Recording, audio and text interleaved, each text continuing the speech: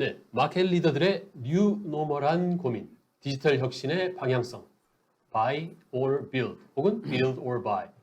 실제로 저희들이 이제 구축할 것이냐, 아니면 구매해서 쓸 것이냐라는 주제를 가지고서 디지털 혁신의 방향성에 대해서 알아보는 웨비나를 준비했습니다. 지금 이제 화면에 보시는 것처럼 이제 제 옆에 SAP 코리아의 이성열 대표님이 나와 계시고요. 그리고 저 가운데 지금 이제 샌드버드의 김동신 대표님께서 나와 계십니다. 네, 두 분 대표님 반갑습니다.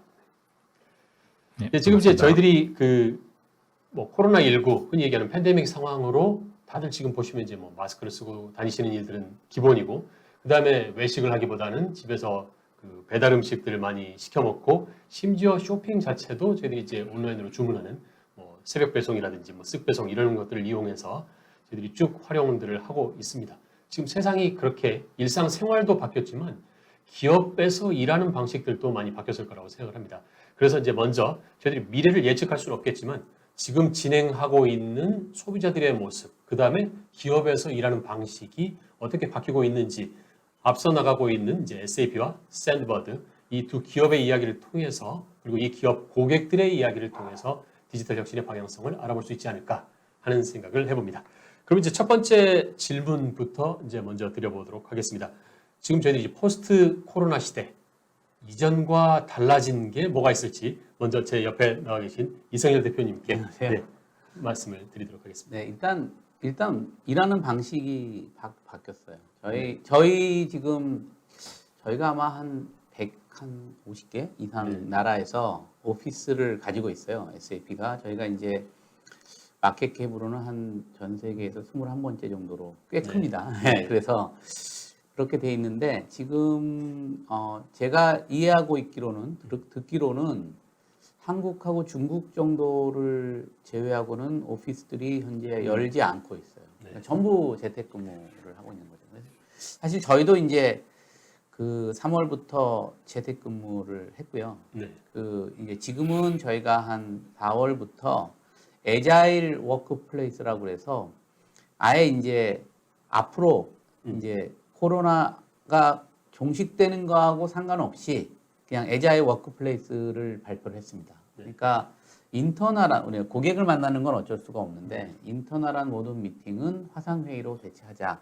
그래서 인터널한 미팅들은 화상회의로 하기 때문에 어디서 일하는지는 이제는 우리 직원들의 선택의 문제지 회사가 어디서 일해라라고 이제 오피스를 지정하거나 이런 게 없이, 그래서 이제 지금 저희는 아예 그 기본적으로 뭐 집에서 일하셔도 되고 뭐 스타벅스에서 일하셔도 되고 차 안에서 또는 뭐 호텔의 라비에서 또는 회사에서 일하는 것에 대한 어디가 그 가장 그 직원이 그 최적의 그 일을 하는 장소인가 하는 거는 직원의 선택에 맡기는 거고, 그거에 대해서 회사가 뭐 너 왜 거기 있었냐, 너는 왜 뭐 오후 2시에 뭐 왜 저쪽 있어, 이런 거에 대해서는 이제 일절 간섭을 하지 않고 그게 가장 기본이 신뢰예요. 예, 그런 이제 신뢰를 가지면 그런 부분에 대해서 우리가 그 애자일 워크플레이스에서 저희 같은 경우는 이제 뭐 2단계에서 2.5단계, 1단계로 내려갈 때마다 뭔가 그 새로운 그 정책을 갖고 발표하고 이런 게 이제 없는 거죠. 네. 예, 그러니까 우리 직원들이 판단을 하는 거죠. 2.5단계다. 그럼 그냥 집에서. 뭐 2단계다. 그러면 저는 회사에 잠깐 들려서 일을 처리하는데 그리고 좀 한적한 곳에서 일을 하겠다.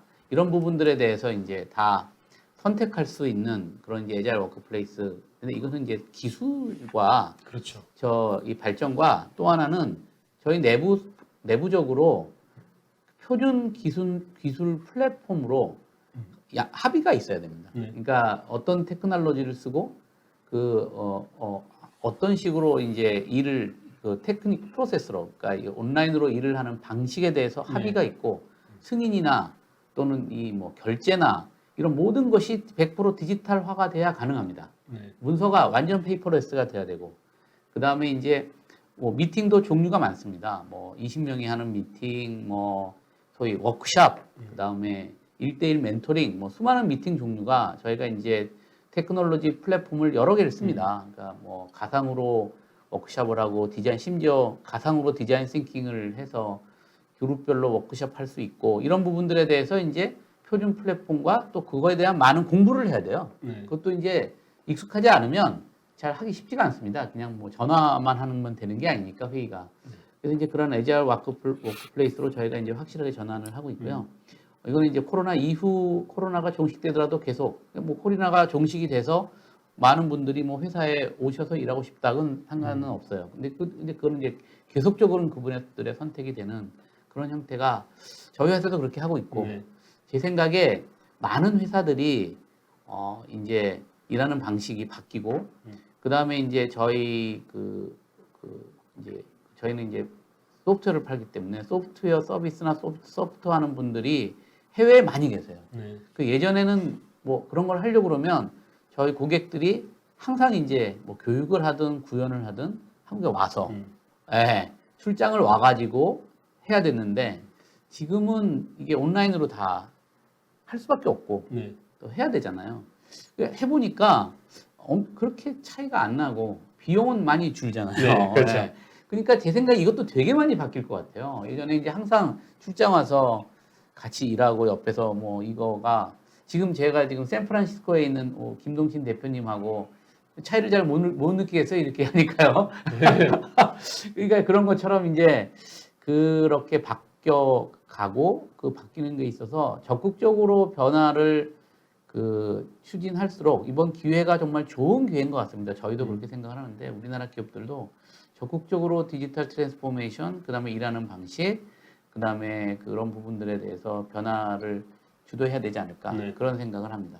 네, 지금 아주 중요한 지적을 해주신 것 같은데요. 사실은 이제 물리적으로 만날 수 없다면 디지털 공간에서 만나야 되는데 그러려면 사실 기술을 쓸 수밖에 없는 거고 그리고 또 한 가지 중요한 부분들은 이제 기업 문화 측면에서 과거처럼 이제 그 상사가 그 부하 직원들이 어디서 뭘 하고 있는지 일거수일투족을 시시각각 보는 게 아니라 실제로 모두가 공통적으로 저희들이 합의했던 목표가 있다면 그 목표를 달성하기 위해서 함께 연결하고 협업하고 목표를 달성해 가면 된다라는 쪽으로 저희들이 변하고 있다라고 볼 수가 있겠고요.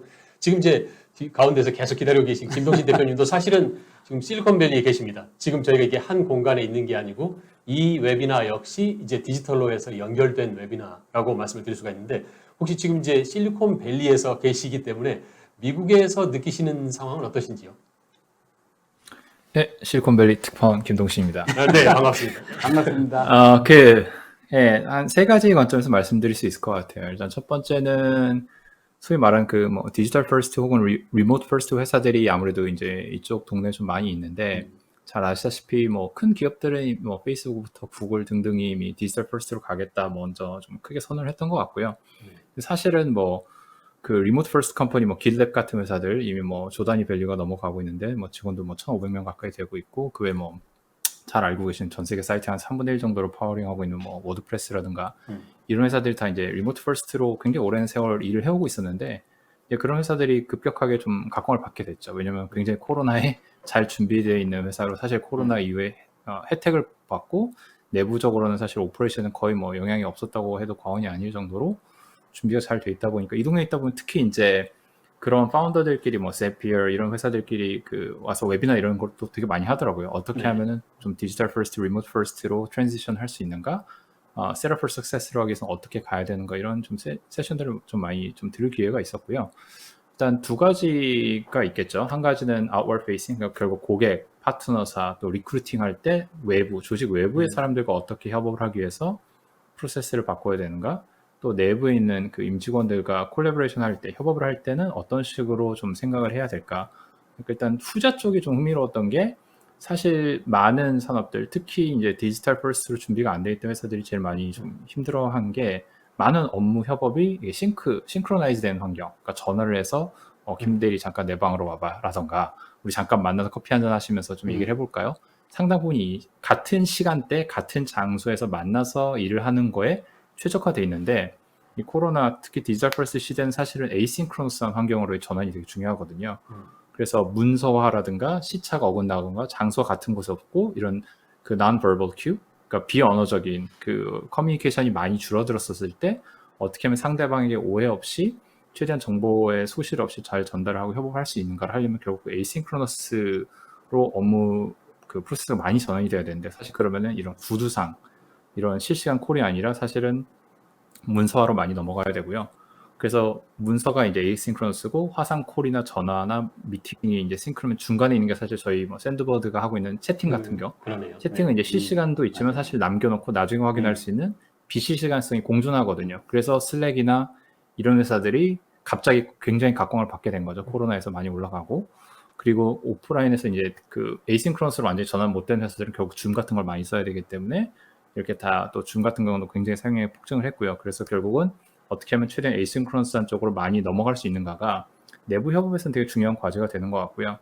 고객 같은 경우는 그 앞서 대표님 말씀해 주신 것처럼 이게 그 미국에서는 되게 이거를 실리콘밸리 혹은 정말 글로벌리 레벨 더 플레잉 필드라고 해서 모든 사람들에게 고투 마케팅 플러스 세일즈가 갑자기 굉장히 평등한 기회로 바뀌어 버렸어요. 원래면 만나서 같이 식사하면서 미국에서 다 똑같이 하잖아요. 와인앤 다이닝 하고 같이 야구 경기에도 뭐 박스에다 초대해가지고 같이 야구 보면서 같이 뭐 영업하고 하는 것들이 굉장히 일반적인데 이제 엔터프라이즈 세일즈도 찾아가겠다고 하면 당연히 오지 말라고 할 거고 우리 사무실 없다고 하기 때문에 네. 모든 사람들이 동등한 조건으로 이메일과 이런 화상 콜로 영업을 해야 되고 그러다 보면 이제 어떻게 보면 굉장히 그 글로벌리 그 기회가 이제 균등해졌기 때문에 오히려 한국에 있는 이런 회사는 좀 기회가 되는 것 같고요. 리크루팅 같은 게 이제 특히 어려워지는 것 같아요. 사람들이 원래는 만나서 같이 좀 이렇게 뭐 얘기도 해보고 느낌도 보면서 사람들이 좀 종합적으로 판단했다면 지금은 이제 상당 부분 이제 화상콜에서 서로에게 말하자면 약간 연극을 하는 거잖아요. 쇼를 하는 건데 이 상황에서 그 사람들에 대한 신뢰라든가 그런 정성적인 부분까지 잘 판단을 해야 되니까 인터뷰도 훨씬 더 구조화되어 있는 스트럭처된 인터뷰 방식으로 많이 바뀌게 되는 것 같고 그래서 그게 이제 또 좀 적응을 많이 해야 되다 보니까 어떻게 하면 이런 디지털 환경에서 신뢰를 빨리 키울 것인가. 또 저도 지금 저희 샌드버드 회사에도 들어온 사람의 3분의 1을 제가 이제 오프라인에서 못 만난 사람들이에요. 저희 임원들부터 해서 저희가 임원 면접도 보고 다 하는데 그러다 보면 이제 여기에서 어떻게 과연 믿을 수 있을까? 그리고 그러다 보니까 이제 많은 그 임직원들이 유동성이 훨씬 더 증가하거든요. 원래라면 회사에 있다 보니까 뭐 다른 회사 면접 보러 가기도 힘든데 지금은 그냥 다음 콜에서 다른 회사 면접도 볼 수 있고 그러니까 전체적으로 그 잡 시장의 유동성이 굉장히 많이 증가를 하더라고요. 미국 같은 경우는. 한국에는 아무래도 좀 더 적을 수가 있는데 그래서 그런 변화들이 있으면서 결국 거기에 기민하게 적응하고 대응할 수 있는 회사들은 살아남는 것 같고요. 거기에 계속 과거의 방식, 그 싱크로너스 방식, 또 어떻게든 오프라인에서 뭔가 하려고 하는 방식을 계속 붙들고 메고 있는 회사들은 좀 많이 빠르게 도태를 하고 있는 상황인 것 같습니다. 네, 아주 좋은 말씀 해주셨습니다. 근데 사실 보면 이제 정보 기술이라는 게 시간과 공간을 연결해 주는 거거든요. 근데 이제 김동신 대표님이 하셨던 처음에 그 리모트 퍼스트라든지 디지털 퍼스트 같은 경우에는 공간이 서로 다른 곳에 있는 사람들을 연결해 주는 기술을 갖고 있는 기업들이 이 지금 시대에 발맞춰서 빨리 나갈 수 있다라는 걸 얘기한다면 두 번째, 아까 채팅과 같이 에이싱크로너스 하는 부분들은 이제 시간이 다른 곳에 존재하는 사람들을 서로 연결해 주기 위한 거죠. 직접 만나지 않으면 예전에 전화를 할 수 없었지만 이제 내가 한마디 던져놓고 그 다음 사람이 와서 얘기하고 내 앞에 사람들이 이런 얘기를 했었구나 보고 나서 이제 거기에 내 의견을 던질 수도 있고 이런 식으로 해서 대화가 계속 이어질 수 있게 시간에 구애받지 않는 그런 부분이 있었다면 이제 세 번째 부분은 사실은 그런 상황에서 이 디지털로만 분리가 되면 사람과 사람 간에 느낄 수 있었던 인연의 끈이라든지 아니면 딱 보면은 저 사람 지금 상태가 어떤 것 같다라고 그런 아까 non-verbal cue를 말씀하셨는데 그런 느낌을 얻을 수 있도록 물리적인 공간과 디지털 공간들을 좀 연결해 줄 수 있는 보완해 줄 수 있는 기술들도 좀 필요하다. 사실 저희 Success Factors 같은 경우에도 보면 이제 파트너 솔루션들을 통해서 아까 화상 인터뷰를 하더라도 이 사람이 지금 진실을 말하고 있는지 아니면 약간 좀 머뭇거리고 있는지 이런 부분들을 이제 잡아낼 수 있는 그런 부분들 약간 관상가처럼 그런 기술들까지도 나와 있습니다만 사실은 저희가 방금 말씀하신 부분들은 이제 그것보다 좀 더 큰 부분 공간, 시간, 그다음에 이제 사람과 사람을 이어주는 이런 부분까지도 이제 새로운 기술력들이 좀 필요하겠다. 그런 기술을 가진 기업들, 그런 문화를 가진 기업들이 앞서 나가고 있다라는 걸로 첫 번째 저희들이 그 포스트 코로나 시대 이런 그 시대에 지금 디지털 혁신의 방향성 혹은 기업 문화의 방향성은 그렇게 볼 수 있겠다라고 말씀을 드릴 수 있겠고요. 그렇다면 이제 그런 기업 문화가 그렇게 바뀌어가고 있는데 사실 방금 말씀하셨던 것처럼 디지털 기업 전환이 어느 정도는 돼 있었기 때문에 미리 준비하고 있는 기업들은 이제 앞서 나가는 거고 다른 기업들은 이제 거기에 맞춰 나가고 있는 그런 부분들이 있는데 지금 포스트 코로나 시대에 바뀐 디지털 혁신의 방향성이 있다면 어떤 게 있을까요? 그러니까 이제 우리가 이제 그 네. 디지털 트랜스포메이션이라고 하는데요. 네. 이 디지털 트랜스포메이션을 성공적으로 준비했던 회사하고 네.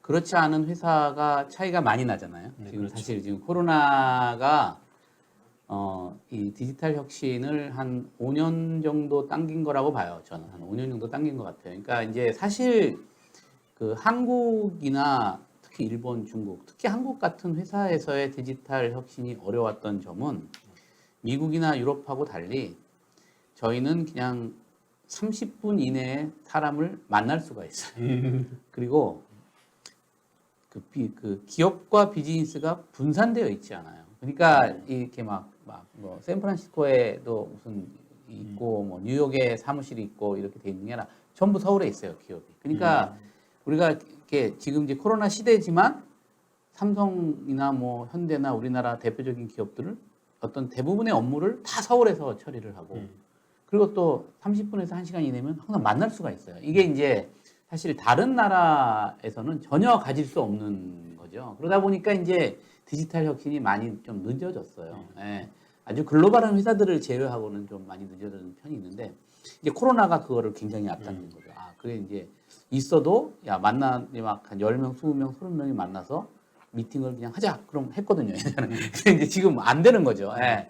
그리고 그게 이제 그렇게 꼭 만나려고 하면 막 우리가 무슨 미팅을 한 20명 단위로 뭔가 워크숍을 하자. 그러면 막 스케줄하고 그러면 보통 3, 4주 전에 잡히는데 그렇죠. 이게 이게 온라인으로 하면 내일 하면 돼요. 예, 예를 들면 그런 것들이 굉장히 스피드 이런 거를 이제 예전에는 쉽지 않다라고 했던 부분들이 사실 굉장히 이제 체감하게 된 거죠. 그러니까 알고 있던 사실들이 현실적으로 체감되면서 SAP 입장에서는 지금 사실 SAP가 주가가 저희가 한 2배 올랐어요. 네. 코로나 엄청나게 하면서. 올랐어요. 예, 그래서 지금 사상 최대의 주가를 갔는데 그게 이제 기업들이 디지털 트랜스포메이션을 하자. 거창한 게 없어요. 이거 빨리 S4HANA 같은 우리 메모리 베이스를 중심으로 한 이 메모리 베이스의 코어 DB에다가 그냥 예전에 ERP죠. ERP 같은 경우를 6개월, 뭐 3개월, 6개월, 뭐 7개월 동안에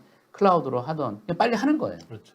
그냥 하면 돼요. 이게 뭐 정말 그 디지털 트랜스포메이션을 해요. 그러니까 디지털 트랜스포메이션 예전처럼 이거를 하면 뭐 우리 회사에 뭐 이게 아니라 일단 무조건 하고 데이터를 확보하는 거죠. 디지털 데이터들을 다 확보하고 그것도 하나라는 메모리 데이터베이스 내에 확보를 하고 그 다음에 이제 두 번째 지금 아젠다가 클라우드 트랜스포메이션이에요. 근데 클라우드 트랜스포메이션도 이제 잘 안 했어요. 근데 이제 지금 많이 해요. 그러니까 이게 이제 물리적인 이슈가 생기니까 클라우드에 대한 관심이 이제 예전에는 약간 인프라스트럭처 차원에서 많이 있었다면 지금은 기업들이 직접 애플리케이션, 그러니까 우리가 이제 한국의 클라우드를 보면 우리 뭐 AWS나 뭐 마이크로소프트 아저나 구글이 이제 성장하는 과정에서 대부분 B2B2C나 B2C의 클라우드 침투예요.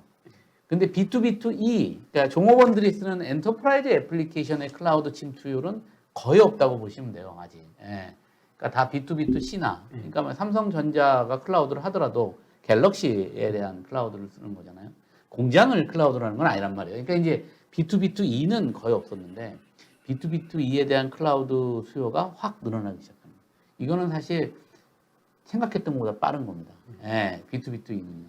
그러니까 그러한 부분들이 클라우드 트랜스포메이션도 저희가 이제 한 10년 동안 준비를 했기 때문에 뭐 석세스팩터나 아리바나 이런 많은 회사들을 이제 실리콘밸리에서 인수를 해가지고 세계 1등 되는 그 소프트웨어 서비스, 즉 그 퍼블릭 클라우드 제품군들을 갖고 있으니까 그냥 빨리 쓰시면 되는 거죠. 예, 이게 이제 스피드의 문제거든요.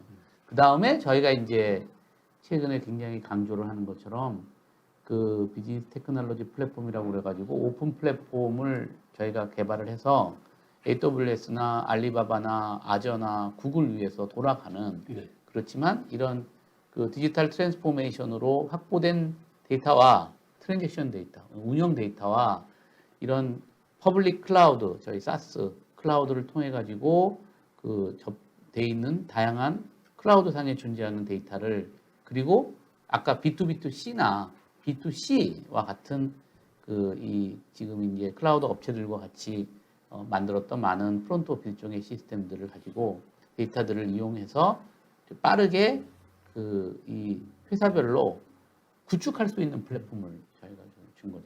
구축은 이게 이제 예전처럼 이게 뭐 패키지가 우리 회사에 안 맞는다 이런 개념이 더 이상 없은 거예요.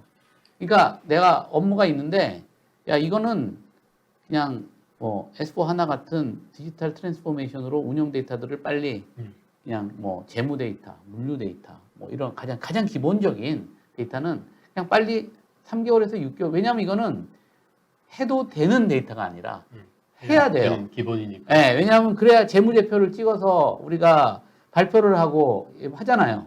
그래야 입고가 되고 매출이 인식되고, 그러니까 해야 되는 거를 디지털을 해야 되고, 이걸 안 하면 우리가 얘기하는 모든 다른 뭐 애널리틱 많이 얘기하는데 하나도 쓸모가 없잖아요. 예. 그러니까 해야 되는 거를 그냥 디지털 트랜스포메이션은 그냥 3개월에서 6개월 동안에 빨리 하자. 예. 클라우드 트랜스포메이션은 이거는 클라우드로 저희 아리바나 석세스팩터나 이런 것도 보면 페이롤 뭐 이런 것도 있지만 가장 중요한 거는 이게 이제 실제 모바일 환경 하에서 구매나 인사나 물류를 할 때 필요한 활동들을 관리해주는 사스 소프트웨어들이 굉장히 많아요. 그러니까 이게 우리가 수부를 하는 게 아니라 실제 이제 구매에 관련된 많은 활동 관리들이 있어요. 그게 예전에는 하나도 전산화가 안 돼 있었잖아요. 그거 이제 움직이고 만나고 또 거기서 일어나는 이제 거래 이런 것들은 이제 사스를 가지고 빨리 하면 돼요. 이게 이제 그게 되게 중요한 겁니다. 그냥 빨리 하면 됩니다. 그러니까 이게 내가 늦었어. 디지털 트랜스포메이션이 안 됐어. 그리고 거기서 커버가 안 되는 이게 우리는 옛날에는 패키지로 안 돼. 왜냐하면 갭이 뭐 몇십 프로야. 라는 거는 지금은 예전하고 달리 플랫폼이잖아요.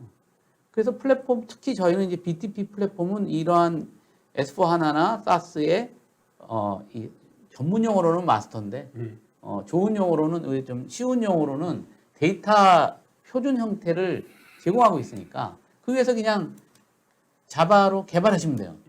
예. 가면 그냥 자연히 API로 통합이 돼요. 그러니까 그 예전처럼 내가 패키지를 쓰면 야 내가 이제 되게 갭이 있냐 없냐 갭이 좀 있어 그럼 이걸 통째로 개발해야 돼 패키지로 해야 돼 이거는 벌써 10년 전 개념인 거죠. 예. 그 이제 디지털 혁신이 2007년에 샌프란시스코 일어난 이후에 플랫폼으로의 그 큰 변신에 대해서 이미 그 이전에 대한 얘기예요. 그러니까 그게 뭐 패키지가 맞냐, 뭐 개발이 맞냐, 안 맞아요. 그러니까 기업은 플랫폼을 중심으로 이 소위 말하는 기존의 그 표준화된 거는 빨리 패키지해서 다른 회사와 똑같은 표준화된 데이터를 커뮤니케이션 해야 되는 거고, 네. 그 다음에 필요한 영역에 클라우드를 통해서 활동 관리를 지원해 줘야 되는 거고, 네. 그 다음에 이 필요한 영역에 빨리빨리 플랫폼 위에서 개발을 해서 위에 것들과 같이 API로 통합을 해줘야 되는 거고, 그 다음에 여기서 나온 많은 데이터들을 우리가 애널리틱스 플랫폼 같은 거를 이용해서 뭐 머신러닝이나 뭐 블록체인이나 뭐 여러 가지 이용을 써가지고 또 다른 플랫폼 위에서 분석 체계를 구축하는 거고, 네. 이렇게 이제 접근을 해야지. 지금도 이제 제가 많이 가시면 뭐 IT 하시는 분 중에 패키지 아닌가요? 패키지를 해야 되나요? 개발해야 되나요? 이런 부분들이 사실 이 질문은 앞으로 나와서는 안 된다고 생각합니다. 어떤 플랫폼을 가지고 할까요? 이렇게 얘기하는 게 맞는 거 아닌가요? 이제? 네. 왜냐하면 그 플랫폼 안에는 개발되어 있는 패키지 되어 있는 것도 있고 개발해야 될 것도 있는 거죠. 그리고 그 플랫폼 하에서 통합이 되는 거니까. 그래서 이제 그 부분이 사실 우리가 패러다임을 바꿔야 되는데 사실 또 더 얘기하면 안 바뀌어 있어요. 왜냐하면 그 우리나라가 30년에서 50년 동안 ERP를 제외하고는 거의 개발해서 뭐 IT를 썼어요. B2B2E는 다. 그렇기 때문에 그렇게 30년, 40년을 써오시던 분들이 이게 플랫폼이나 이런 다양한 디지털 혁신에 대해서 듣고 공부하고 하지만 근본적으로 패러다임 바뀌기가 되게 쉽진 않아요.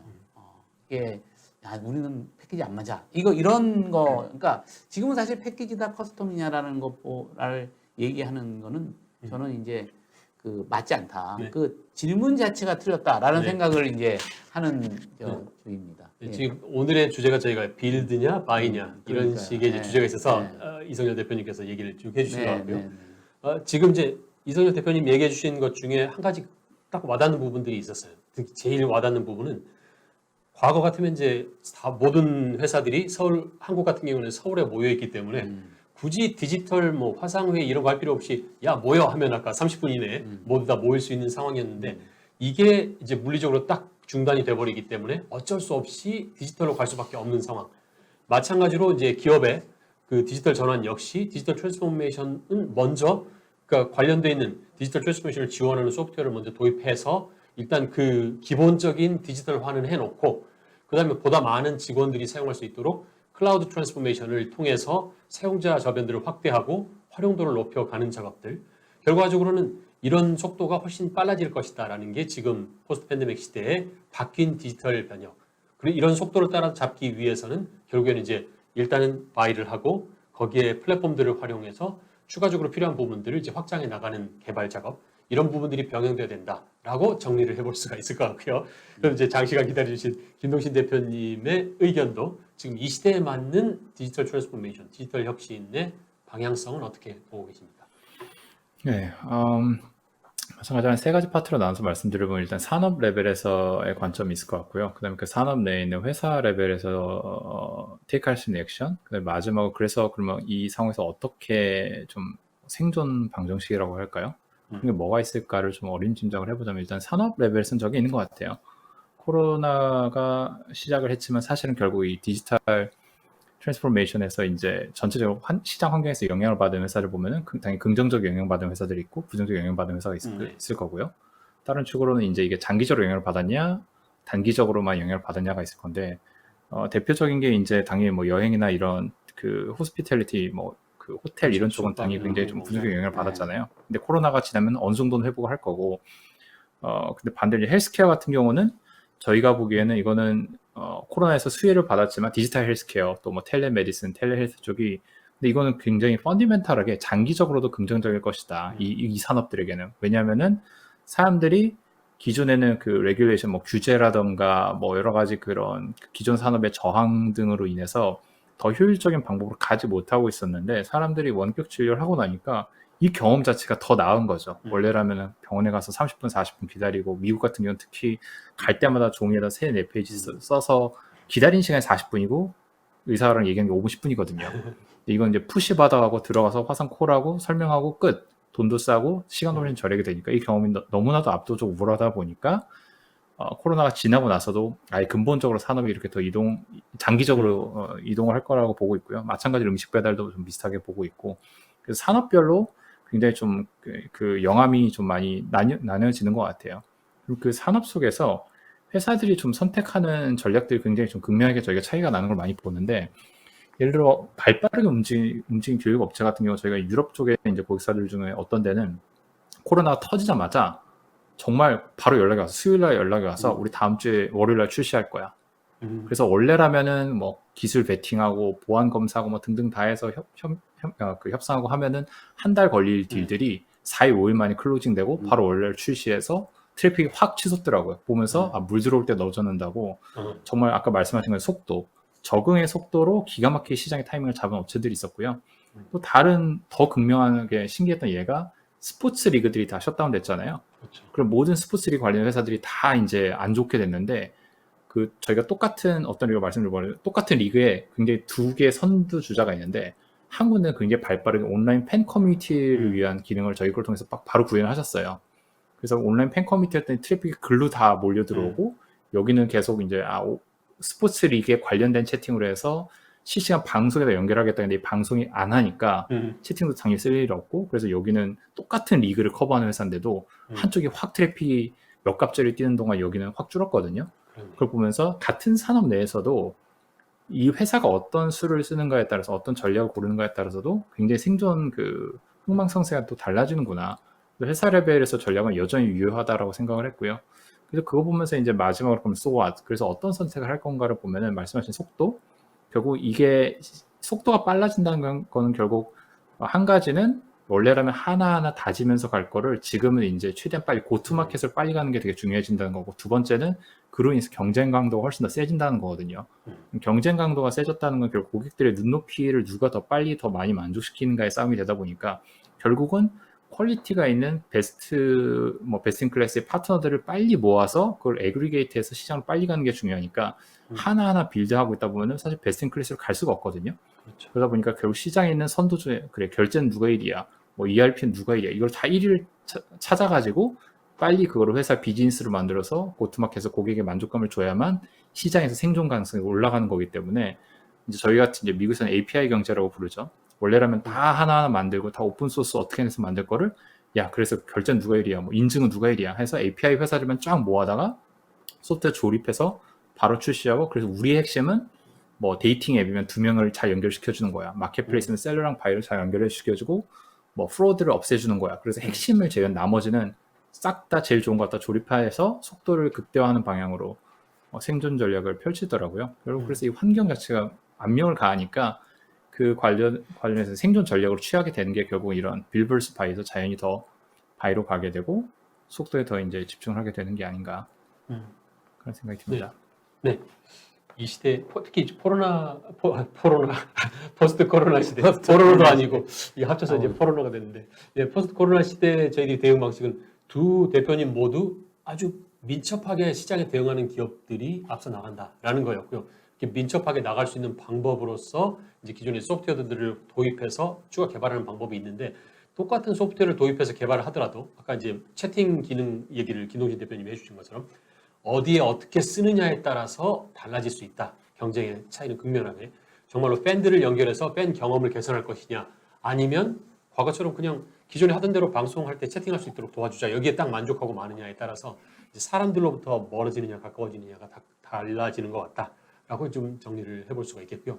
특히 이제 산업 측면에서의 크게 바뀌는 부분, 이런 부분들도 아마 그 원격 진료라든지 이런 부분들을 통해서 저희들이 그 환자 경험이 바뀌었기 때문에 그렇다고 생각합니다. 그래서 저희들이 아까 이성균 대표님이 말씀해 주신 직원 경험이 바뀌는 것, 그다음에 소비자 경험 혹은 환자 경험, 이런 경험을 좀 더 빨리, 그다음에 풍성하게, 그다음에 사람들에게 도움이 되게 제공해 주는 기업들이 각광받는 그런 시대다.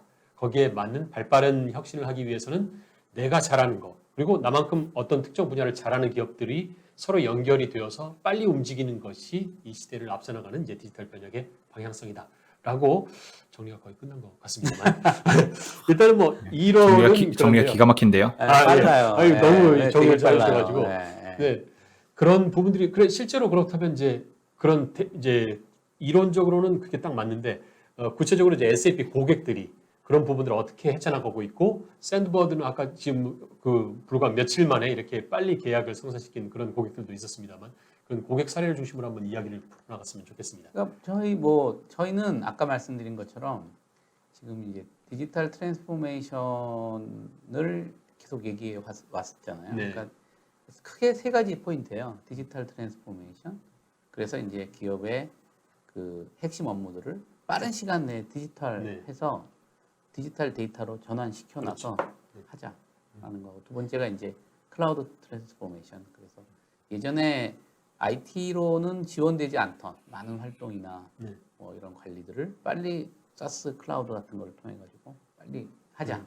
그 다음에 이제 세 번째가 그 인더스트리 클라우드라고 그래가지고 산업별로 그 패키지나 이런 소프트웨어들이 지원하지 않는 부분들은 우리 그 플랫폼을 제공해 가지고 고객과 같이 개발하든지 고객이 개발하든지 그렇죠. 그렇게 하자. 그래서 이제 그 하나의 이제 빠른 시간 내에 회사가 그 프로세스 차원에서 빨리 그 개발할 수 있는 그런, 물론 이제 API나 메신저나 뭐 여러 가지는 우리 샌드버드 같은 회사들이 또 그 밑에서 다양한 그 반제품이라고 해야 되나요? 이렇게 그런 이제 하는 것처럼 그렇게 이제 가고 있고, 또 메신저 서비스나 이런 부분들하고도 저희가 가지고 있는 프로세스에서 나오는 각종 데이터들과 빨리빨리 연결할 수 있도록 API. 근데 이제 API가 되게 중요해지고 있는 것 같아요. 네, 저희도 포커스를 결론적으로 하고 있죠. 그러니까 네. 이게 실제로 그러니까 그러다 보니까 이제 뭐 저희 지평주조나 이런 많은 회사들이 저희 이제 ERP 중에 S4 하나도 있고 바이디자인도 있는데 바이디자인이 클라우드거든요. 네. 그런 걸 가지고 몇 개월 내에 그냥 그렇죠. 바로 이 구현을 해서 예, 디지털 트랜스포메이션을 그냥 하는 거죠. 그러면 이제 고민할 게 내가 이제 클라우드로 어떻게 차근차근 갈 거고 그다음에 그 지평주조만이 갖는 우리 산업 특성에 맞는 인더스트리 네. 솔루션들이나 클라우드 인더스트리 클라우드나 또는 어떤 분석 체계는 네. 어떻게 갈 거냐라는 거는 디지털 트랜스포메이션을 빨리 하고 데이터가 나온 다음에 데이터를 봐야 되는 거예요. 이게 우리가 이제 항상 역설적인 게 뭐냐면 우리가 데이터가 매우 중요해요. 데이터 애널리틱스 하고 향후는 데이터의 시대예요. 라고 하고 로드맵을 쫙 5년 동안 뭘 할지를 그려요. 근데 이 역설적이죠. 왜냐하면 원래 원칙적으로는 빨리 디지털 트랜스포메이션 데이터를 보고 데이터를 분석하면 데이터 분석한 결과에 따라서 계속 방향성이 나오는 거죠. 나오는데 네. 프로세스의 세계에 살았기 때문에 그렇죠. 계속 데이터 중심의 그 엔터프라이즈나 데이터를 중심으로 하는 아키텍처를 그리는 것도 프로세스 위주로 3년 맞아요. 로드맵을 쫙 그려가지고 버짓을 세워서 가요. 데이터가 아직 나온 적이 없어요. 디지털 그렇죠. 트랜스포메이션 안 해서 데이터를 확보해서 분석을 안 해서 어떤 식으로 가야 되는지를 보자라고 회사가 트랜스포메이션을 하면서 그것 자체를 프로세스 맵으로 플랜을 해요. 네. 그래서 제가 항상 이게 우리가 데이터를 중요하다라는 것을 프로세스로 이해를 한다고 우리 기업에 계신 분들이. 그러니까 데이터 분석을 해야 된다는 걸 프로세스로 인식을 하니까 그거 자체도 프로세스로 어프로치를 하는 거예요. 네. 그거 마찬가지로 저는 이게 특히 중소기업일수록 대기업도 마찬가지입니다. 대기업은 시간이 걸리지만 그냥 빨리 해야 됩니다. 예. 그러니까 빨리 해서 데이터를 확보하고 네. 데이터를 들여다보면 거기서 인사이트가 나와야 되잖아요. 그러면 이제 다음번에 뭐 할지를 판단하면 되는 거지. 또 이제 이거 한다고 뭐 플랜 짜고 버짓 짜고 뭐 옛날처럼 로드맵 잡고 A, B, C, D 해서 아키텍트 다 그리고 그 아키텍트가 2년 있다 3년 있다가 요새는 유효하지도 않는 게 많아요. 그래서 저는 진짜 스피드가 중요하다. 네. 예, 정말 스피드가 중요하고 그렇게 뭔가를 3년 동안 컨트롤된 상황에서 플랜해서 가는 것보다 3개월, 6개월 단위로 시스템이 구축이 되고 저는 그걸 디테일하고 하는데 네. 거기 나온 데이터를 보고 분석을 먼저 해라. 네. 분석을 하면 이게 데이터가 보여주는 방향으로 그러니까 데이터 보여주는 방향으로 할 수는 없어요. 100%에. 왜냐하면 데이터를 분석하는데도 선입견이 들어가요.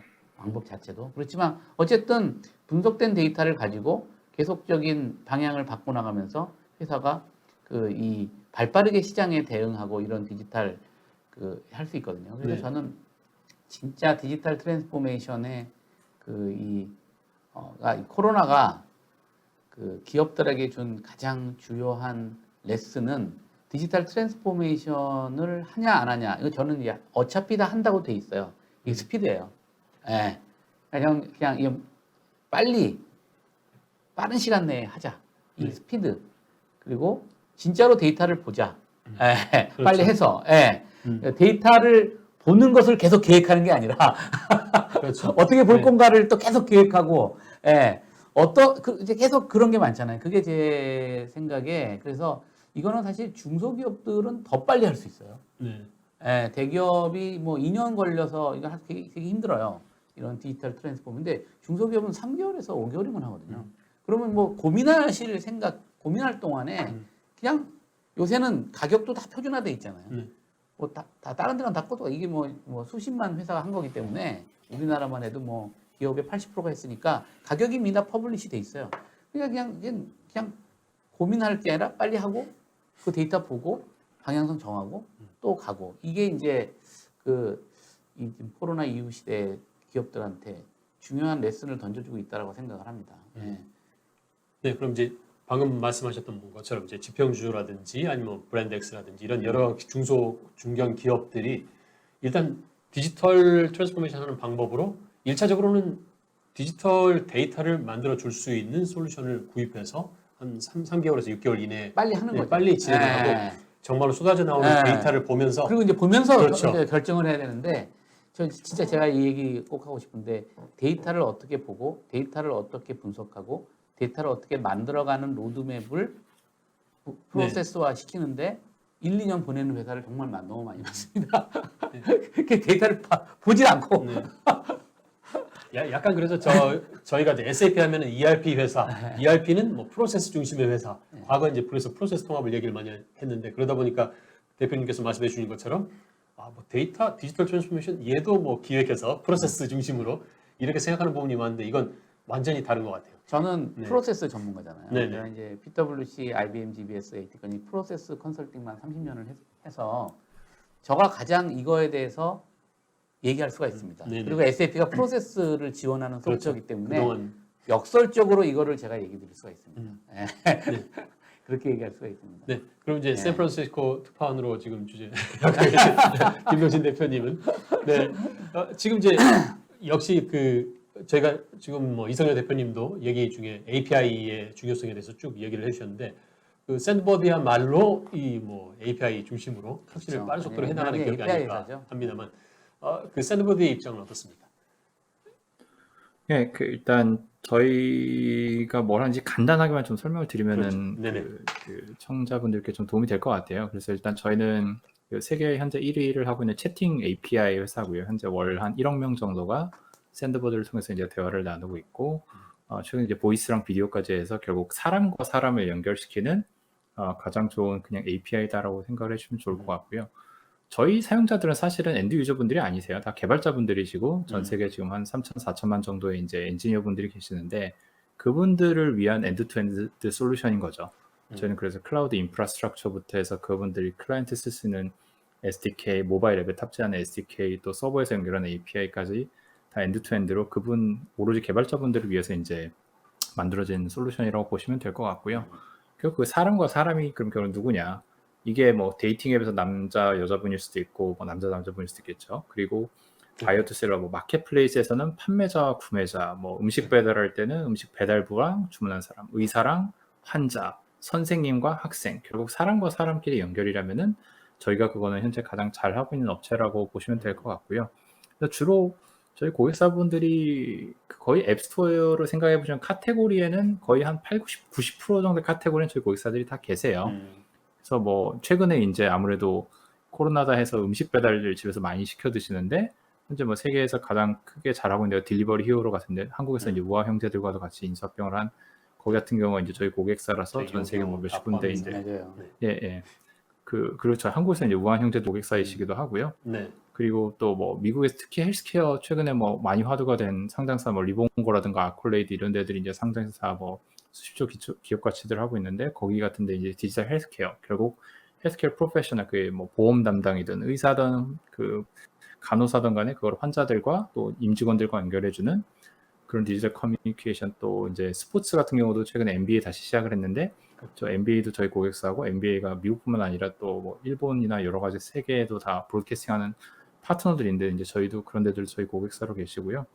레딧 같은 데가 이제 세계에서 가장 큰 온라인 커뮤니티잖아요. 월 이용자 한 4억인데 그 안에 들어가는 채팅 기능은 저희가 다 제공을 하고 있고 그에 뭐 신흥 스타트업들도 많이 있어요. 요새 뭐 저도 들어본 적도 없는 무슨 티네이저들이 쓰고 있는 그 정말 청소년들이 쓰고 있는 앱들 뭐 출시한 지 몇 달 만에 뭐 이용자 1,000만 명 되는 그런 앱들이 있거든요. 그런 데들도 이제 저희를 쓰고 계신데 그런 데들 특히 이제 API 덕을 많이 보시죠. 왜냐면은 그런 데들은 대부분 스타트업으로 시작을 하고 결국은 API 갖다 써서 빨리 앱을 출시했는데 확 트래픽이 느니까 그걸 자체적으로 그런 서버를 스케일링 한다는 건 사실상 거의 불가능에 가깝거든요. 저희가 이미 트래픽을 하고 있는 1억 명이 되다 보니까 뭐 500만 명, 1000만 명 는다고 해도 사실은 저희 입장에서 그냥 뭐 빨리빨리 처리할 수 있는 거라서 그래서 결국은 그런 많은 그 기존에 있는 큰 회사들뿐만 아니라 또 신규 스타트업들 또 큰 회사들이 신규 제품을 만들 때도 이게 빨리 고트마켓 할 수 있고 빨리 출시할 수 있는 그런 좀 파트너 역할로서 샌드버디가 계속 뭐 사업을 영위해 가고 있습니다. 네, 좋은 말씀 계속 들었었고요. 일단 마지막 질문으로 한번 가보시면 그렇다면 이제 뭐 지금 김동신 대표님은 실리콘밸리에 가 계십니다만 그럼에도 일단은 이제 출발은 저희 한국에 사셨기 때문에 우리 국내 기업들, 우리나라 기업들은 어떻게 대처해야 되느냐라는 질문을 드린다면 이렇게 조언 부탁드리겠습니다.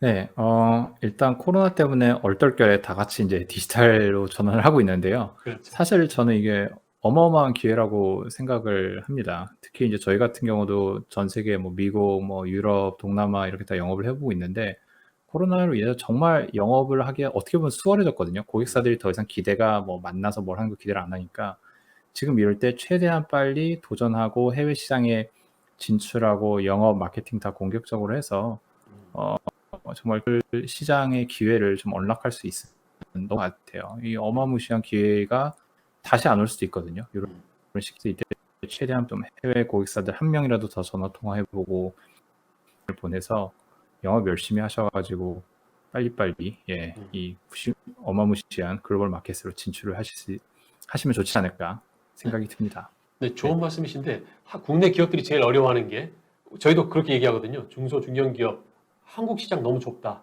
여기서 중소기업으로 하는 것보다는 커다란 물에서 놓으시는 게 훨씬 더 빨리 성장하실 수 있는 길이다라고 하는데 게다가 방금 이제 김동신 대표님이 설명해 주신 것처럼 두 번 다시 오지 않을 이제 성장과 시장 확대 기회일 수 있는데 이 한글밖에는 못하시고 이렇게 영어가 안 되고 이러는데 혹시 그 샌드버드 API 중에 저희는 한글로만 해도 이렇게 영어로 커뮤니케이션 되고 이런 부분들도 혹시 개발하신 부분이 있으실지?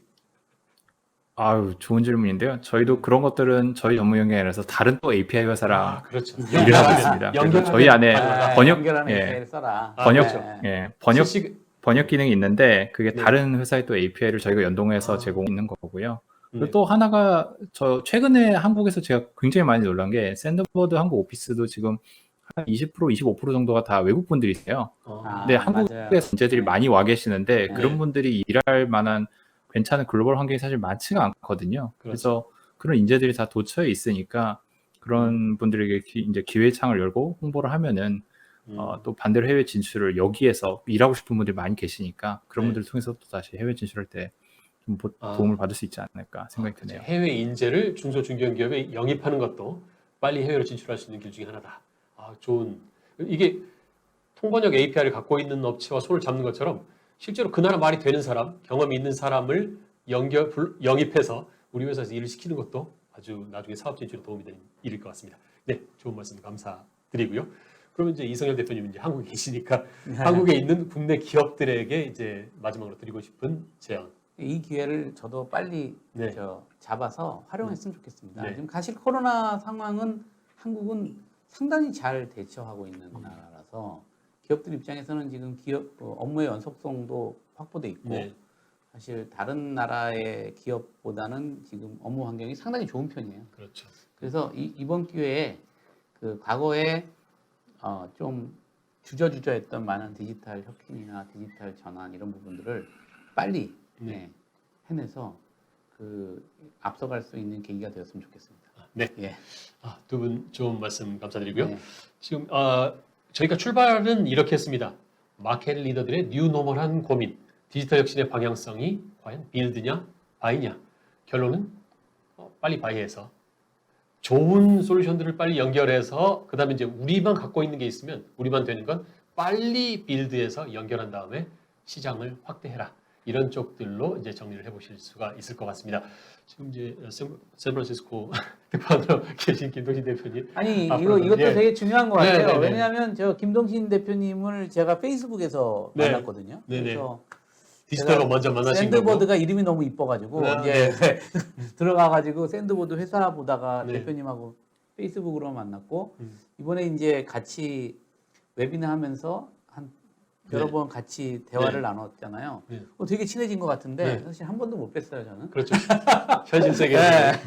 여러 번 뭐 이렇게 페북 통해서도 보고. 나중에 네. 한국 가면 식사 한번 하시죠. 예, 그렇죠. 예. 예, 여건이 좋아지면 물리적인 세계에서도 함께 연결하는 걸로. 근데 되게 하도록 친해진 것 하겠습니다. 되게 친한 것 같아요 네. 지금. 근데 이제 네. 사실 네. 시절을 한 번도 못 뵀으니까 네. 이게 점점 뉴노멀이 되는 거죠. 네. 예. 그리고 사실 사람들 그리고 그 사람들이 갖고 있는 경험들 맞아요. 이걸 이 짧은 시간 안에 만나볼 수 있는 기회 쉽지 않은데 뭐 비행기 타고 멀리 오시지 않으셔도 이렇게 그렇죠. 직접 예. 만날 수 있는 이게 지금 이제 새로 바뀐 뉴노멀 시대가 아닌가 그래서 여러분들도 시청자 여러분들도 일단 정말로 이렇게 좋은 이야기, 좋은 제품 혹은 좋은 기술들 갖고 있는 기업들과 먼저 손을 잡고 빨리 진출하시고 아까 김동신 대표님께서 제안해 주신 것처럼 해외 진출하는데 고민이다. 내가 영어를 배워야 되느냐? 영어 되는 놈을 불러서 써라. 이렇게 하는 걸로 저희 오늘 세미나를 네. 모두 마치도록 하겠습니다. 시청해 주신 여러분 감사합니다. 감사합니다. 예, 감사합니다. 예, 예. 수고하셨습니다.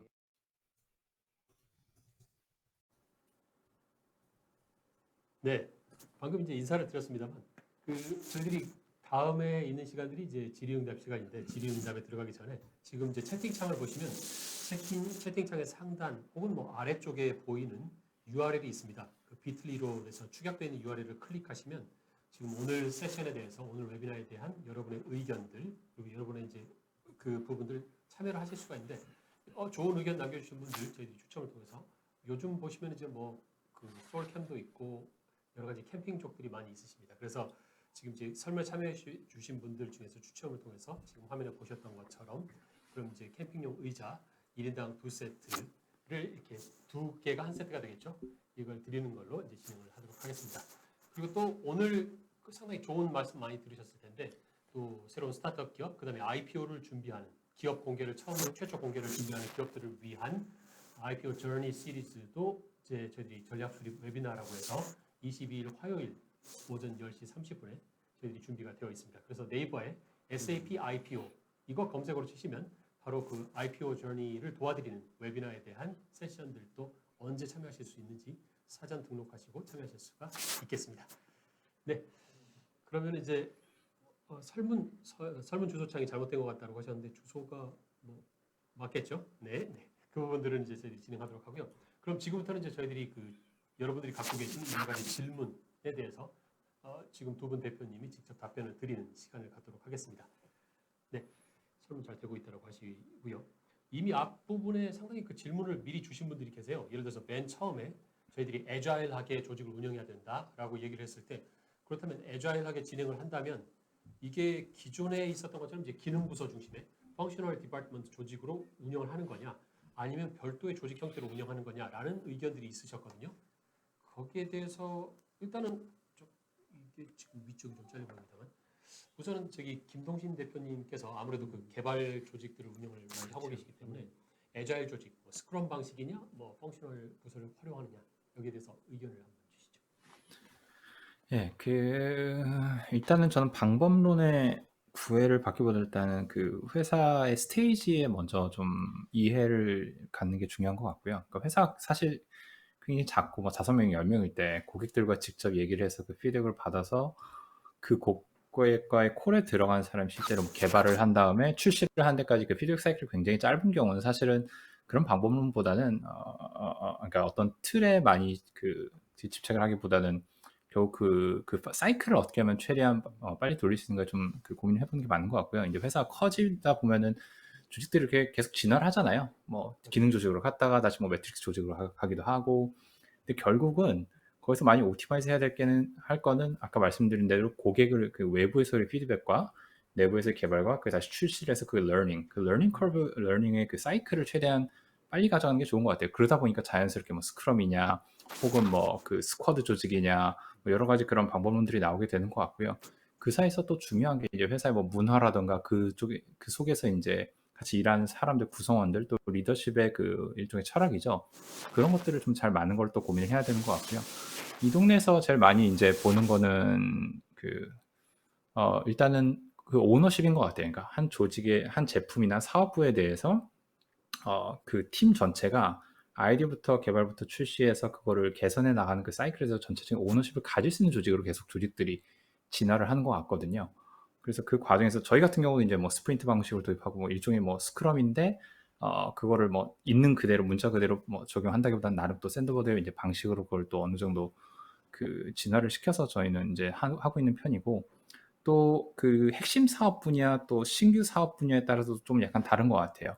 저희는 이제 그걸 내부에서 코어랑 엣지라고 하는데 엣지가 이제 변두리겠죠. 그 경기에서 일어나는 것들인데 코어 사업부는 사업의 이제 안정감이라든가 그 속도보다는 안정성 또 고객들이 신뢰를 주는 게 되게 중요한데 예를 신규 제품을 빨리빨리 쳐내야 될 때는 그 팀 자체는 기존의 프로세스와 기존에 있는 여러 가지 그런 안정성을 확보하는 데 중심을 설계된 프로세스를 따라가면 사실 속도가 굉장히 더뎌지잖아요. 그래서 그런 경우에 바깥에 있는 조직들은 그 조직들이 좀 더 기민하게 움직일 수 있는 형태의 프로세스를 가져가야 되는 것 같고요. 그게 뭐 책, 문샷 이런 데서 나오는 문샷에 해당되는 영역들은 좀 색다른 방법, 다른 프로세스, 기존의 조직에 종속되지 않는 방향으로 갈 수 있는 형태로 좀 설계가 돼야 되는 게 아닌가 생각을 합니다. 네. 그리고 또 이제 관련해서 지금 이제 모든 직원들이 전원 재택근무를 한다.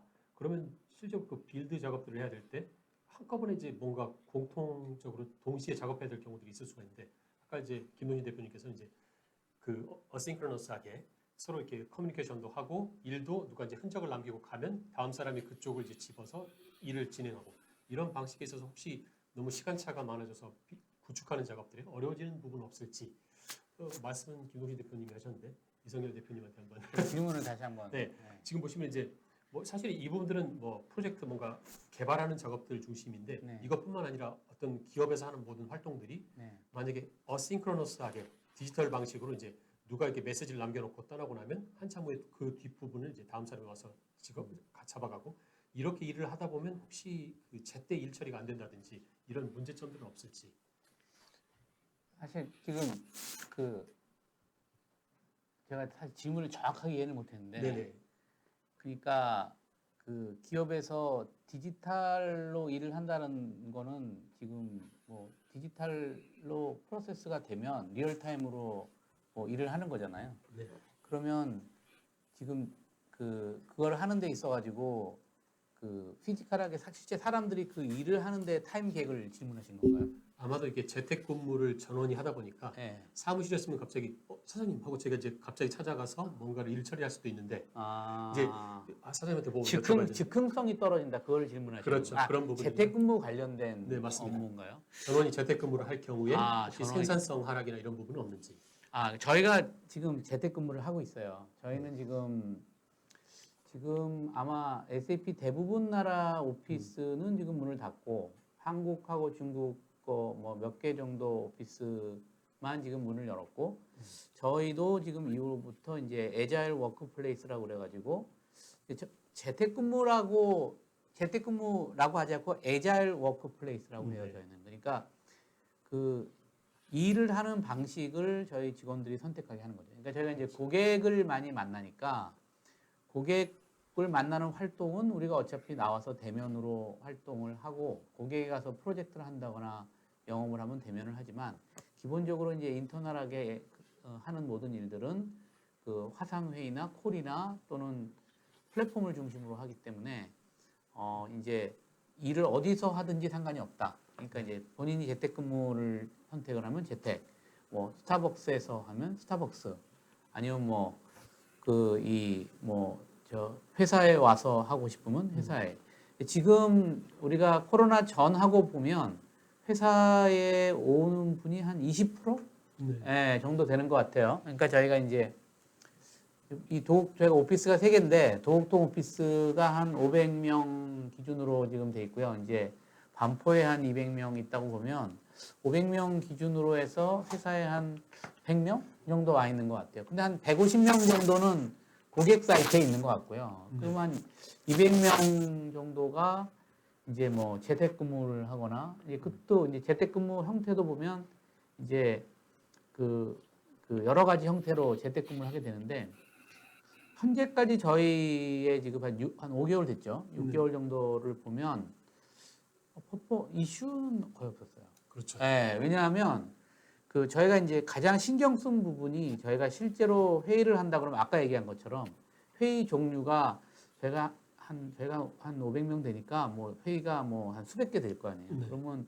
1대1로 하는 회의도 있고 뭐 멘토링도 있고 뭐 한 20명이 모여서 매년 무슨 뭐 매출 회의도 하고 5명이 모여서 뭐 업데이트 회의도 하고 뭐 세일즈 어카운트 하러 갈 때 뭐 전략을 퀵하게 30분 정도 짜는 회의도 하고 그런 회의들을 하는 플랫폼을 저희가 표준을 정하고 어떻게 회의를 할지 또 내가 어느 장소에 있을 때 내가 예를 들면 회사에 있거나 집에 있을 때는 편안하게 화상을 틀어놓고 만약에 내가 움직이고 있을 때는 화상 없이 콜로 하고 이런 플랫폼 표준과 다양한 툴에 대한 직원들의 숙지, 이게 좀 디테일에 있다고 보는데요.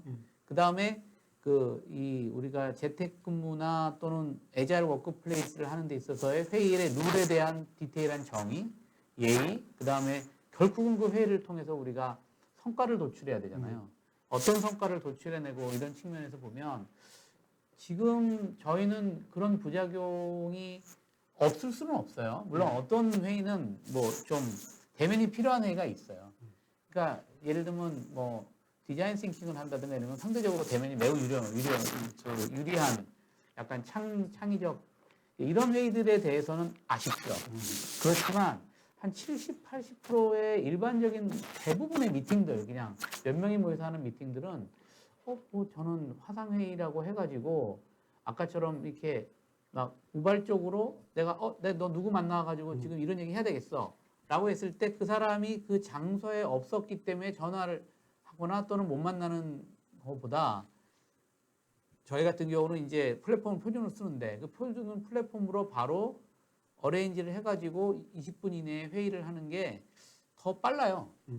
제가 볼 때는. 네. 그러니까 더 빠르고 더 효과적인 것 같아요. 그러니까 아까 말씀드린 것처럼 좀 아쉬운 부분은 좀 창조적인 생각을 해야 되고 좀 이런 좀 디자인 싱킹 같은 거 또는 뭐 그런 회의들은 좀 아쉽지만 질문에 나온 것처럼 이렇게 즉흥적인 회의들은 사실 어떤 회의라는 측면이라고 보면 그냥 크게 그렇게 그게 뭐 어려운 점은 없었다라고 생각을 합니다. 저는. 네.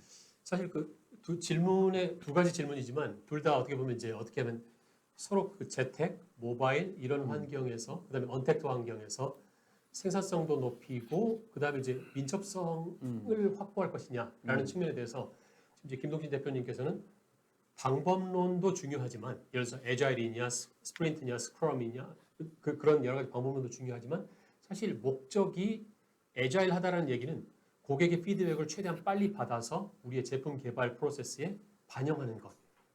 가능한 한 최대한 빨리 반영할 수 있는 방법론이라면 그리고 그 방법론이 우리 회사의 기업 철학이나 기업 문화에 맞는지 이런 부분을 검토해서 최선의 툴들을 찾자라는 게 이제 취지였었고요.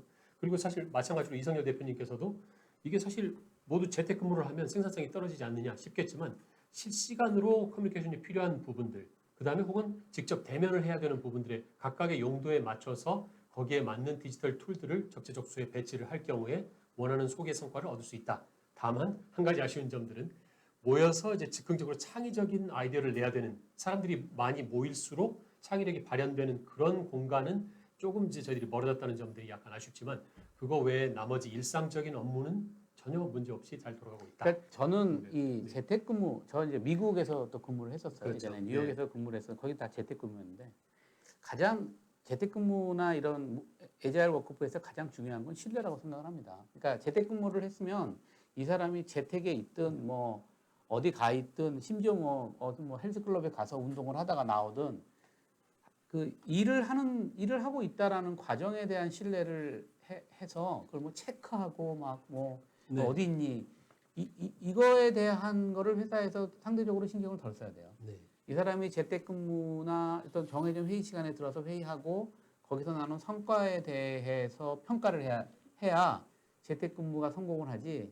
재택근무를 하면서 야, 이 사람 정말 근무하고 있는 거 맞아? 뭐 이런 이제 이런 부분을 이제 회사가 생각을 하기 시작하면 재택근무를 하는 데 있어가지고 또 프로세스가 만들어져야 되잖아요. 이 사람이 뭐 근무하고 있냐? 8시간? 뭐 이런 걸 물어봐야 되니까. 그래서 제 생각에는 신뢰가 절대적으로 이 베이스로 돼야 되고 그런 신뢰 하에서 재택근무나 저는 이제 재택이라고 안 해요. 애자일 워크플레이스. 뭐 재택을 하든 뭐 스타벅스에서 하든 레스토랑에서 하든 상관이 없다고 보는 거죠. 일을 통해서 하고 일을 통해서 성과를 내는 데 있어서 그래서 그런 거를 정착시켜 나가는데 제일 중요한 거는 우리 직원들에 대한 신뢰다.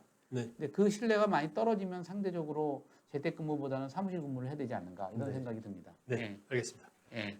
그리고 이제 저도 괜찮은 혹시 몇 가지만 좀 네네. 그에 대해서 좀 답변 드려보자면요. 일단은 당연히 뭐 득실이 있죠. 득실이 있고 개인적인 성향은 저는 이제 사람들 만나서 같이 협업하고 으쌰으쌰하고 같이 식사도 나누고 이런 거 굉장히 좀 좋아하는 편인데 결국 이게 주어진 환경인데 아까 이제 그 세션에서 말씀드린 것처럼 결국 주어진 환경 속에서 얼마나 빨리 적응하냐가 사실 더 중요하잖아요.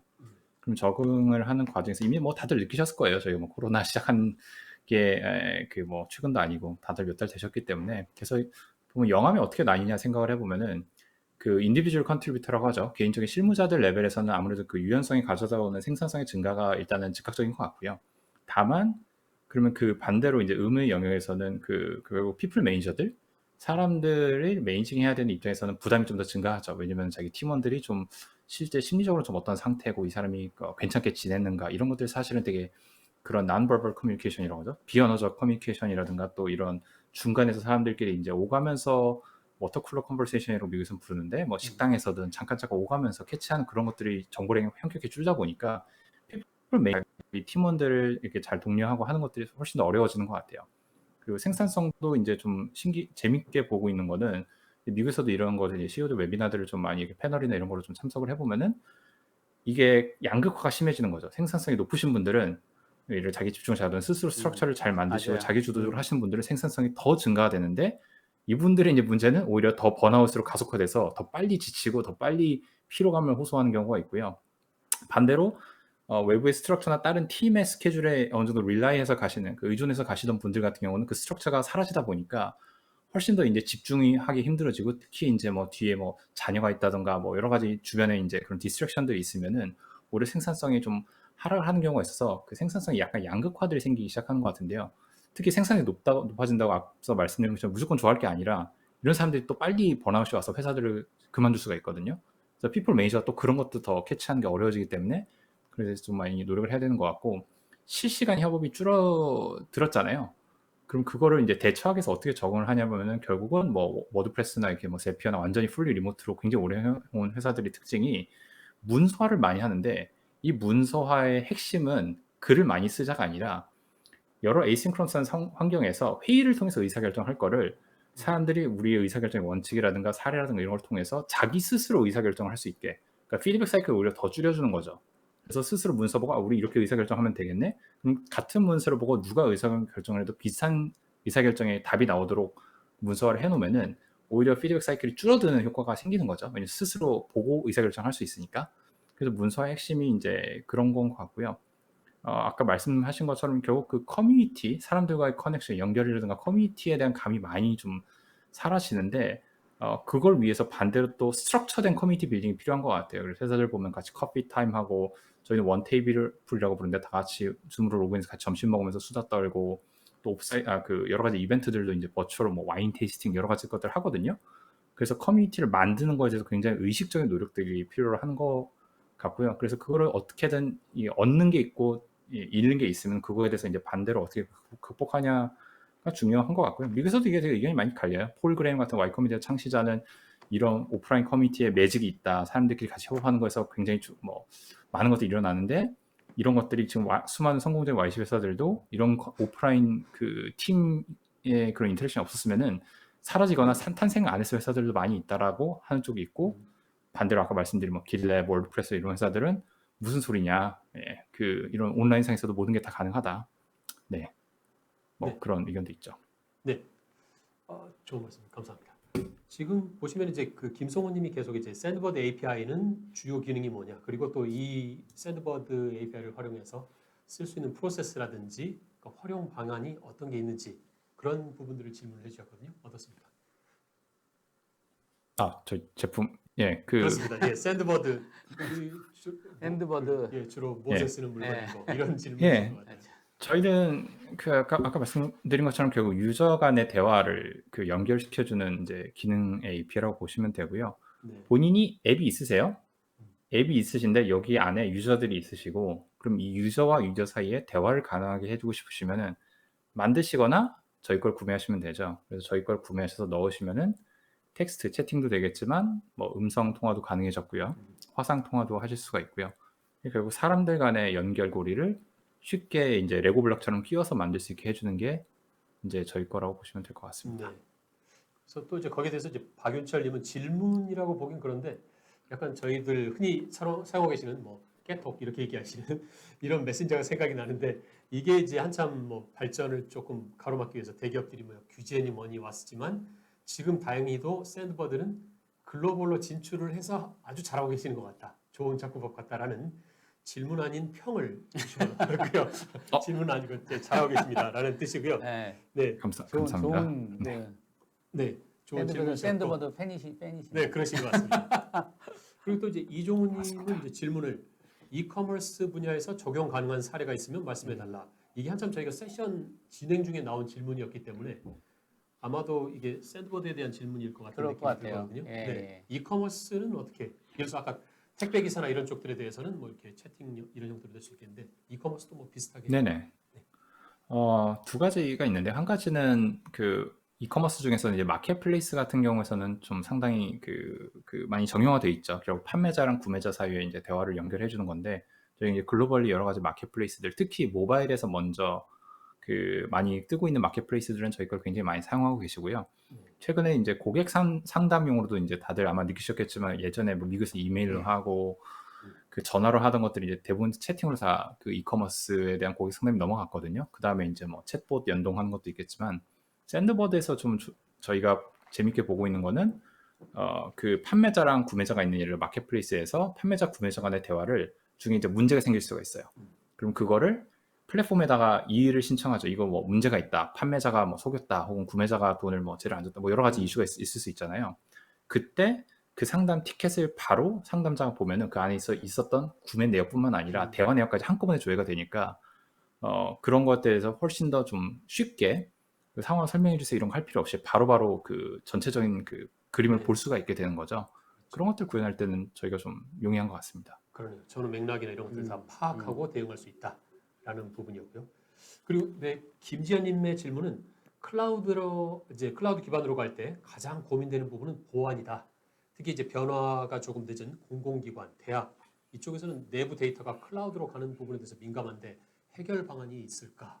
사실은 이건 공공이나 대학뿐만 아니라 일반 대기업들도 마찬가지 아닙니까? 그건 되게 네. 그 주요한 이슈고요. 이게 지금 뭐 한국만 있는 이슈가 아니고 저희 정부에서도 그 클라우드에 있을 때 정부 데이터 보안이나 저희가 이제 금융기관의 클라우드를 특히 퍼블릭 클라우드 소프트웨어를 저희가 이제 계약을 할 때는 네. 그런 그 정부의 그 시큐리티 보안 관련된 그 리퀘어먼트를 다 통과해야 됩니다. 예, 그래서 굉장히 강화돼 있고요. 그런 네. 부분들은. 그리고 이제 저희가 그러한 부분에 대해서 그런 리퀘어먼트가 되게 많아요. 예, 굉장히 구체적이고 데이터도 이제 뭐 어디 있어야 되고 어디 없어야 되고 아주 구체적이고 데이터의 타입 또는 그 보안에 관련된 것들이 있는데 그런 것들을 저희가 다 그 최근 한 1, 2년 동안에 작업을 하고 SAP 내부에서도 그런 부분에 이게 이제 고버먼트마다도 다 틀려요. 네. 한국 틀리고 한국이 굉장히 강한 나라에 속합니다. 그런 부분들이.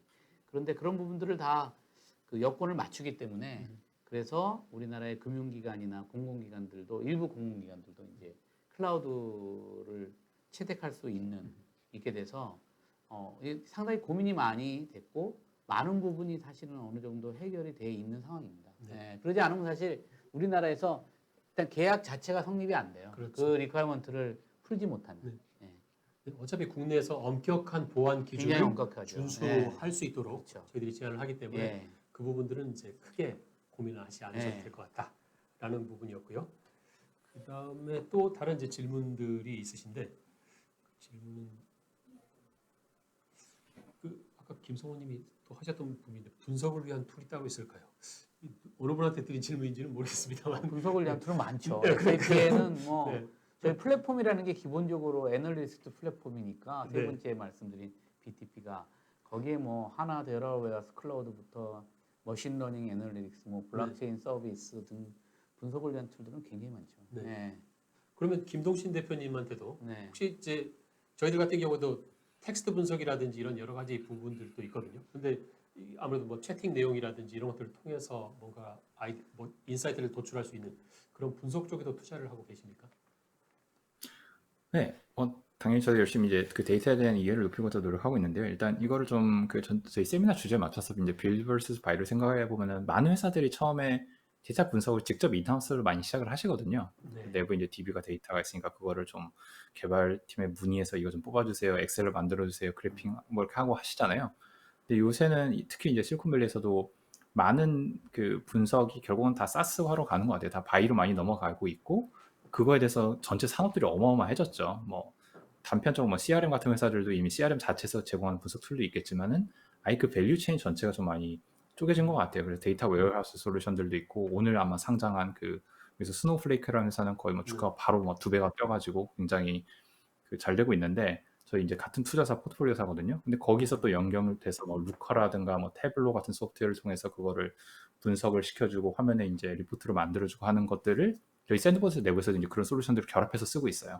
그래서 원래도 저희 인하우스 시작했지만 결국은 다 바이로 넘어가고 있는 게 하나하나가 이제 분석에 대해서 말씀하신 것처럼 뭐 AI다 머신 여러 가지 그 굉장히 고도 기술들이 많이 필요해지고 또 데이터량도 엄청나게 늘어나다 보니까 그거에 대해서 이제 전문성이 필요하게 돼서 지금 이제 그런 여러 그 솔루션들을 가져다가 내부의 전문 팀이 이제 그런 것들을 만들고 있는 형태로 많이 넘어가 있죠. 네. 역시 분석도 이렇게 제대로 되어 있는 툴들을 활용을 하되 우리 회사만의 데이터를 이제 이용해서 분석한다라는 뜻이고 아마 저희들이 그 김동진 대표님께서 앞부분에서 의료 쪽 분야에서 이제 환자 경험들이 바뀐 내용들을 말씀해 주셔서 그런지 백민정님의 질문을 보시면 코로나 상황을 맞아서 의료 분야에서 어떻게 활용할 수 있을지 그런 사례가 궁금하고 또 환자 정보라든지 이런 컴플라이언스에 상당히 민감한 부분도 있는데 샌드버드는 이걸 어떻게 지원하고 계시는지 질문을 주셨습니다. 예, 솔직히 저희가 좀 많이 운이 좋았어요. 그러니까 작년에 이런 의료 관련된 회사들이 좀 연락이 와가지고 미국에서 이제 히파 컴플라이언스라고 헬스케어 관련된 컴플라이언스들이 네. 딱딱 좀 정의가 돼 있고 굉장히 좀 까다롭거든요. 그거랑 뭐 ISO 27001, 뭐 SOC 2 타입 2 이런 것들을 좀 미리 받아놨는데 코로나 상황이 올해 딱 터지면서 정말 헬스케어 고객사들이 어마어마하게 많이 동시에 다발적으로 연락을 주셨고요. 근데 저희가 여기서 본 건 뭐 사업적 기회도 있겠지만 결국 고객 경험이 너무 좋아지는 게 좋은 것 같아요. 아까 잠깐 앞서 설명드렸지만 결국 의사와 환자 간의 대화라는 게 사실 한국에서는 의사분들이 굉장히 또 친절하시고 상담을 잘 해주시거든요. 근데 한국을 벗어나면은요 의사분들 일단 만나기도 쉽지 않고 만나면 엄청 대기 오래 하고 종이에다 다 쓰고 그 대기하는데 대부분 시간 걸리고 거기서 아마 코로나가 걸려서 올 수도 있을 것 같아요. 근데 지금 이제 디지털 헬스케어로 넘어가면서 굉장히 안정적이고 효율적으로 이제 그 의사들과 상담을 할 수 있고 이게 의사도 있겠지만 요새 또 코로나 상황에서 많이 화두가 되는 게 정신건강이잖아요. 멘탈 웰네스라고 하는 산업도 엄청 떴는데 그런 것들에 대해서 이제 저도 지금 저희 회사에서 그 코로나로 전환하면서 복리후생으로 제공하는 것 중에 하나 이런 프로그램들을 제공하거든요. 멘탈 웰네스 코치들과 상담할 수 있는 그 프로그램들을 이제 전사적으로 제공하는 것도 있는데 지금 이 코치들과 다 폰에서 화상 콜로 코치 상담을 받아요. 스케줄링도 다 앱에서 하고요. 그래서 이런 식으로 이제 넘어가고 그러면 데이터 시큐리티는 아까 말씀드린 대로 결국은 컴플라이언스도 있을 거고 또 저희 같은 경우는 이제 프라이빗 클라우드나 이게 프라이빗된 데디케이티드 인스턴스라고 해서 고객사들의 데이터가만 사일로 돼 있는 형태로 이제 디플로이도 해드리거든요. 그리고 또 미국에서는 거브 클라우드에서 정부 관련된 클라우드 규정도 있고 그런 식으로 그 까다로운 규정에 맞춰서 데이터를 당연히 핸들링 해야 되는 것 같고요. 그래서 그런 식으로 좀 저희는 일단 진행을 하고 있습니다. 네. 그리고 또 한준백님께서는 이성열 대표님이 앞서 말씀해주신 부분 잘 들었는데 그 디지털 시대에 맞는 발빠른 도입에 맞춰서 디지털 트랜스포메이션 시대에는 또 여기에 맞는 문화 도입도 필요할 것 같다. 앞에서 이제 업무의 자율성이라든지 서로 믿고 맡기는 그런 분야 외에도 혹시 요즘과 같은 디지털 전환의 시대에 올바른 기업 문화의 변화 혹은 혁신 요구되는 기업 문화는 어떤 게 있을지. 그러니까 저희는 이제 디지털 컬처라고 해요. 네. 그래서 이제 우리 SAP는 이제 칩 컬처 오피서라고 네. 해야죠. CCO라고 있습니다. 토니오라고 있는데. 지금 시청하고 계시는 거. 아, 그래요? 아, 여기 들어와 있나요? 예, 예. 아, 예, 예.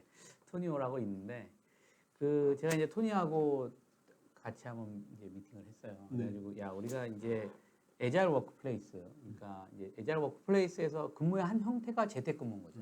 그러니까 그렇죠. 이제 본인이 원하는 장소에서 미팅을 할 수 있는 그런 이제 그 에자일 워크플레이스 그거를 하는 데 있어요. 그 하는 데 있어서 그럼 우리가 어떤 문화를 만들어야 되겠냐? 예전에 전부 사무실에 이제 출근해서 9시에 딱 출근해가지고 전부 사무실에 있으면서 이제 미팅을 하면서 시작을 하는 거잖아요, 사실은.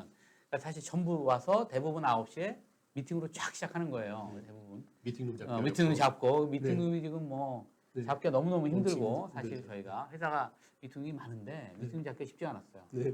저도 못 잡을 줄. 네, 그렇죠. 그러니까 이제 그러한 문화에서 지금 같은 이제 문화는 상당히 달라요. 아까 그 우리 김동신 대표님이 얘기하셨는데 뭐 점심 시간에 같이 모여가지고 무슨 그 화상으로 뭐 미팅도 하고 뭐 타임도 갖고 커피 타임도 하고 뭐 이런 다양한 그 또 저희는 이제 디지털 서베이도 하고 온라인도 하고 또는 디지털로 합이라고 그래가지고 부인들이 집에서 재택근무를 할 때 지루함을 달래는 걸 무엇을 하는지 뭐 3분 동영상 컴피티션도 하고 이러한 새로운 문화들 즉 디지털 컬처 문화를 만들어 가야 된다. 그러니까 애자일 워크플레이스라는 것이 나중에 이제 코로나 상황이 지나가더라도 더 많은 사람들이 오피스에서 일을 하겠고 아까 이제 제가 미팅의 종류를 저희가 이번 기회에 뭐 10개 이상의 타입으로 분류를 하면 그중에 2-3개의 미팅 타입은 분명히 이 서로 만나서 대면 미팅이 효과적이지만 한 7개, 8개 타입은 굳이 대면 미팅을 할 필요가 없는 거잖아요. 그러면 그건 계속 애자일 워크플레이스로 가게 되고 네. 그런 이제 하게 되면 보통 한 1시간에서 2시간 평균 한 1.5시간 정도의 시간 세이빙도 일어나고 네. 그러니까 제 생각에는 이제 그런 환경의 디지털 컬처를 지금 저희가 프레임을 만들어서 지금 그거를 저희 CCO가 구현을 하고 있는 중입니다. CCO가 저보다 더 유명해가지고 요새 이제 방송 출연도 하고 그 디지털 컬처 부분에서 이제 많이 이제 강의 요청도 많이 받는데 되게 중요한 것 같아요. 네. 새로운 문화가 형성돼야 된다고 생각합니다. 문화 담당자도 필요할 아 그렇죠. 예, 네. 문화 그거를 전담하는 담당자도 필요하죠. 네, 알겠습니다. 장시간 시청해주신 여러분, 일단 그 가시기 전에 지금 채팅창 맨 위에 있는 설문 URL을 참조하셔서 마지막으로 이제 거기에 설문 응해주시면 캠핑용 의자를 드린다라는 말씀을 드리면서 일단은 오늘 그 멀리 샌프란시스코 실리콘밸리 돌아온 김동신 대표님 감사 다시 한번 드리고요. 네, 오늘 시청해주신 여러분 고맙습니다. 감사합니다. 아 감사합니다. 예, 감사합니다. 고맙습니다. 예, 네, 감사합니다. 예.